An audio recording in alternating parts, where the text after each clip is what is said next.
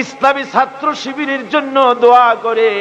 আয় আল্লাহ, college university যেখানে সন্ত্রাস, যেখানে মারামারি, যেখানে গোলাগুলি, যেখানে চরিত্র তৈরির কোনো কারবার নাই, সেই জায়গায় আয় আল্লাহ শিবিরের নামে যে সব ছেলেরা আগুনের মধ্যে পরীক্ষা দিতেছে, রব্বুল আলামিন দয়া করে তুমি এই শিবিরকে তোমার দরবারে মঞ্জুর করে নাও।